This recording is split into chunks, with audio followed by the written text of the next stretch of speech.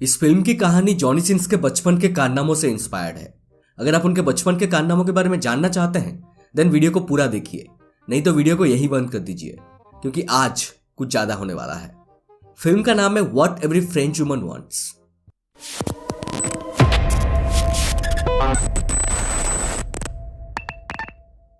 तो कहानी शुरू होती है छोटे जॉनी सिन्स को दिखाते हुए जिनका बचपन का नाम था रॉजर। 16 साल का रॉजर समर वेकेशन में अपने घर लौट रहा होता है।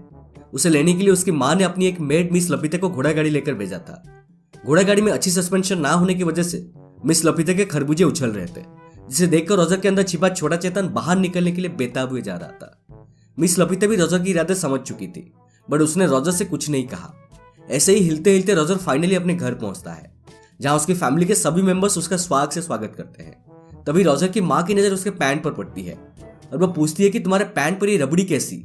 दरअसल मिस लपिते के खरबूजे को ताड़ने की वजह से रॉजर के छोटे चेतन ने अपने जवाब दे दिया था। तभी वहां मौजूद रॉजर की मासी उसे डिफेंड करते हुए कहती है, अरे जाने भी दो, इस उम्र में ये सब होता ही रहता है। और वो खुद अपने हाथों से रॉजर के पैंट पर लगी रबड़ी साफ करने लग जाती है। आगे हम देखते हैं कि रॉजर की एक छोटी बहन भी है जिसका नाम है बर्था। बर्था रॉजर को जंगल की सैर कराने ले जाती है, जहां रॉजर की मुलाकात मिस लपिते से होती है। मिस लपिते को अचानक जोर की लग जाती है और वो वही खड़े खड़े ही रॉजर के सामने पौधों को पानी देने लग जाती है। रॉजर मन ही मन सोच में पड़ जाता है कि भैंस की आंख, ये मैंने क्या देख लिया। इसके बाद रॉजर जंगल में ख्याली पुलाव बनाते हुए टहल रहा होता है कि तभी अचानक फिसल कर वो पास की एक झाड़ी में गिर जाता है। वहां उसे किसी लड़की की हंसने की आवाज सुनाई देती है और वो देखता है कि उसकी ही घर की एक मेड उर्सुला किसी अनजान मर्द के साथ जंगल में मंगल करने में बिजी है। उर्सुला की नजर रॉजर पर पड़ती है और वो मुस्कुराने लग जाती है। रॉजर घबरा जाता है और वो तुरंत अपना पिछवाड़ा उठाकर वहां से भाग जाता है।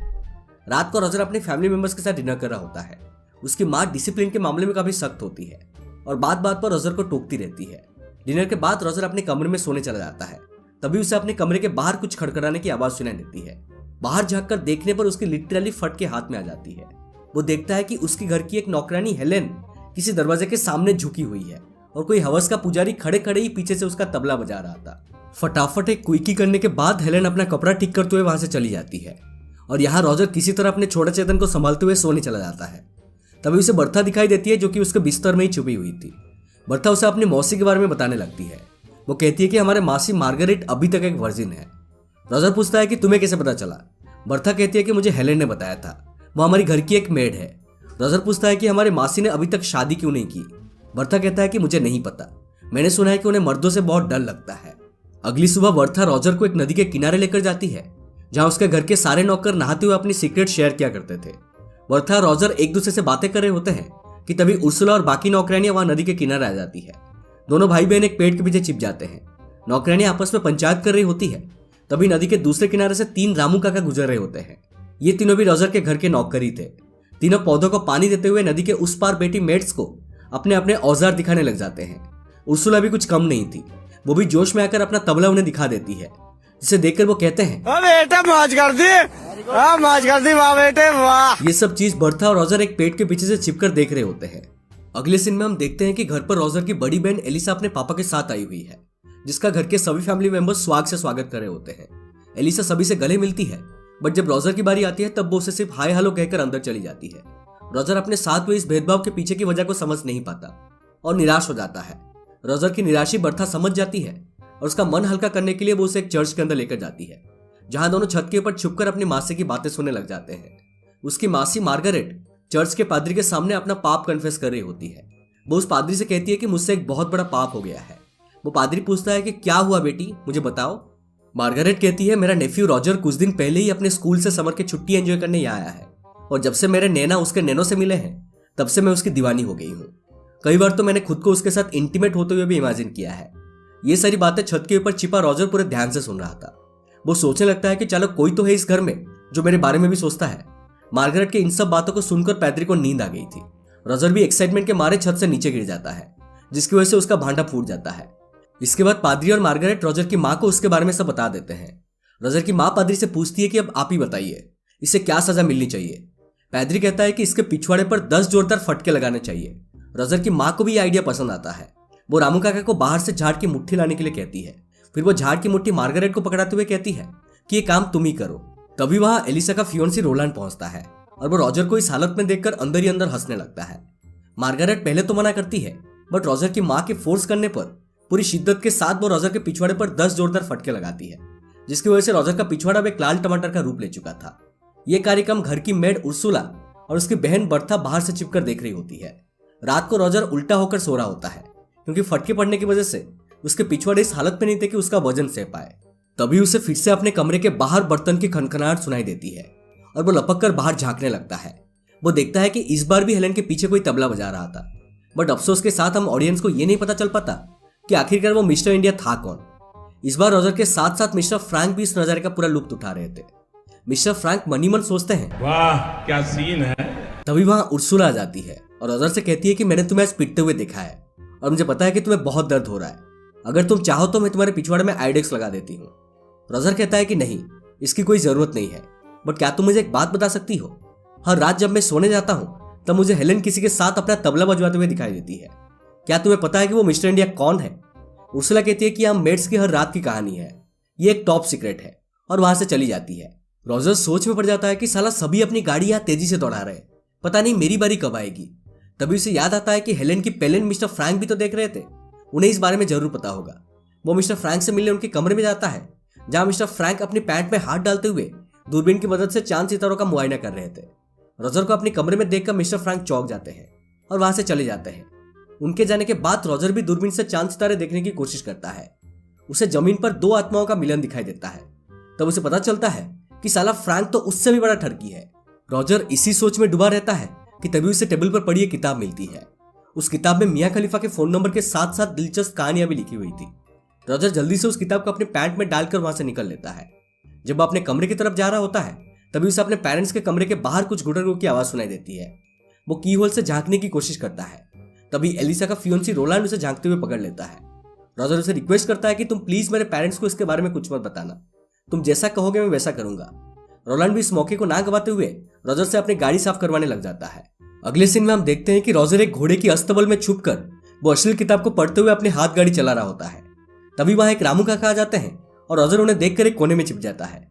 कुछ देर बाद हेलेन भी वहां मुर्गियों को दाना डालने आ जाती है। रामू काका बातों ही बातों में हेलेन को उस खिड़की में फंसा देता है और पीछे से जाकर हेलेन का बैंड बजाने लग जाता है। हेलेन की नजर रॉजर पर पड़ती है और वो उसे हेल्प मांगने लगती है, लेकिन जब रॉजर उसकी हेल्प करने के लिए आगे बढ़ता है तब हेलेन उसे रोकते हुए कहती है कि नहीं साहब, अभी नहीं, थोड़ी देर रुक जाओ। दरअसल हेलेन को भी रामू काका से बैंड बजवा के मजा आ रहा था।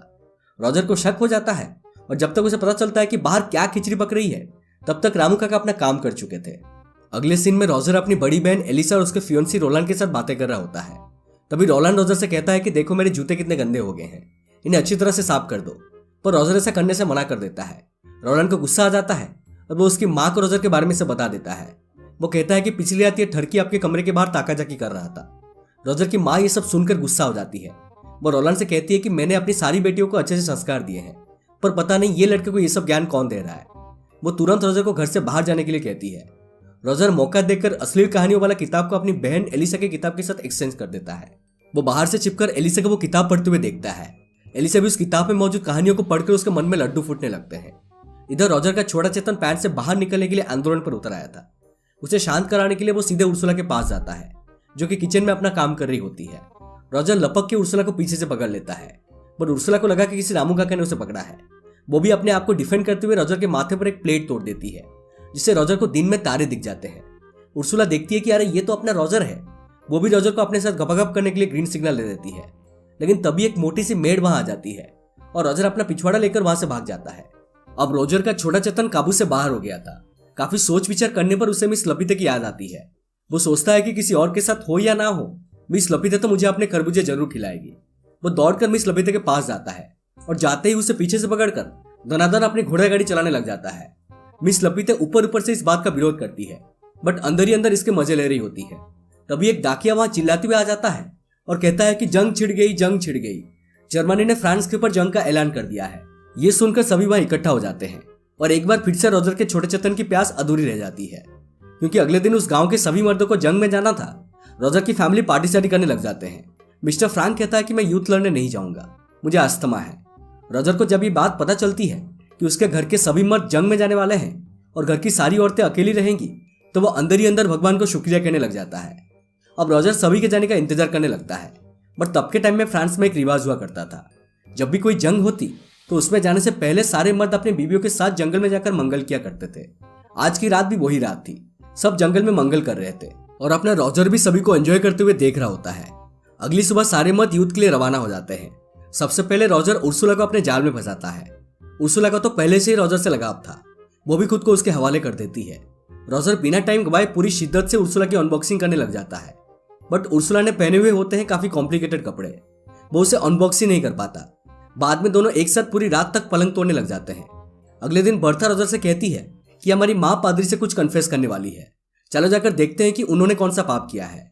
उसकी माँ पादरी को बता रही होती है कि मेरा हस्बैंड रात को मेरे साथ अलग अलग पोजीशन में गपागप करता है और मुझे भी इसमें बहुत मजा आता है, बट मुझे कभी कभी लगता है कि मैं कोई पाप तो नहीं कर रही।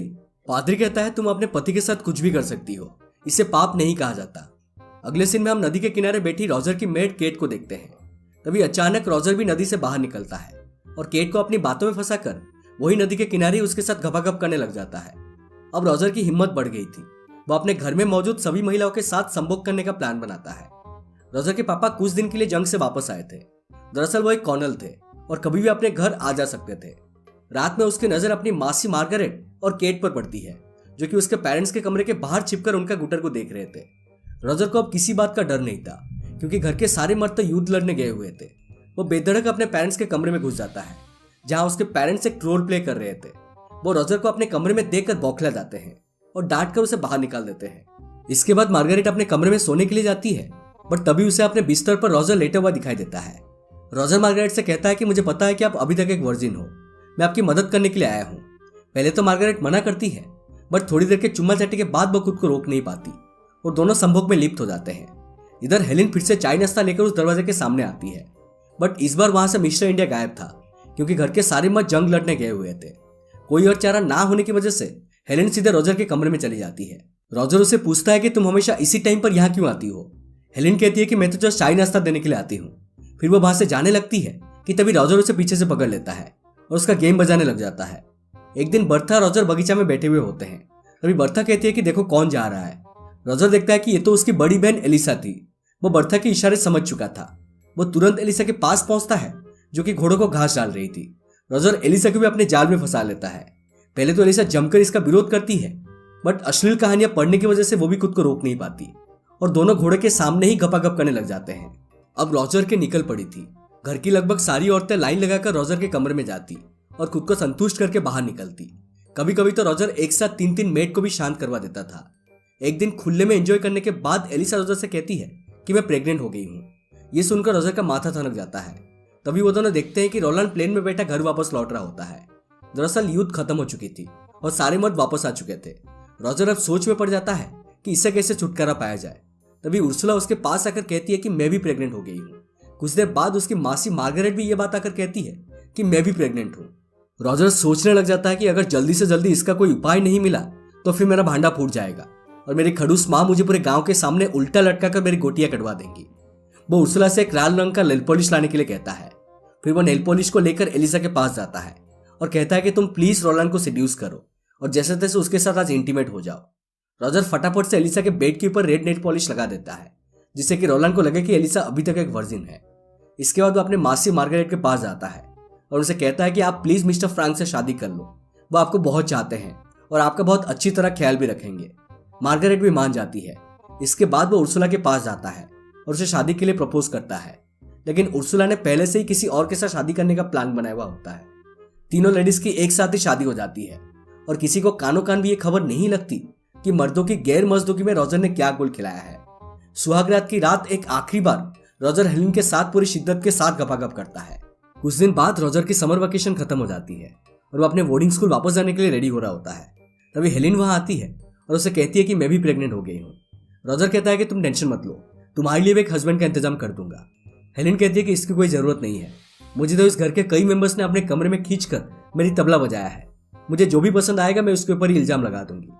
अगली सुबह रॉजर अपनी बोर्डिंग स्कूल के लिए रवाना हो जाता है और दोस्तों मूवी इसी के साथ यहीं पर खत्म हो जाती है। तो ये थी इस मूवी की पूरी कहानी।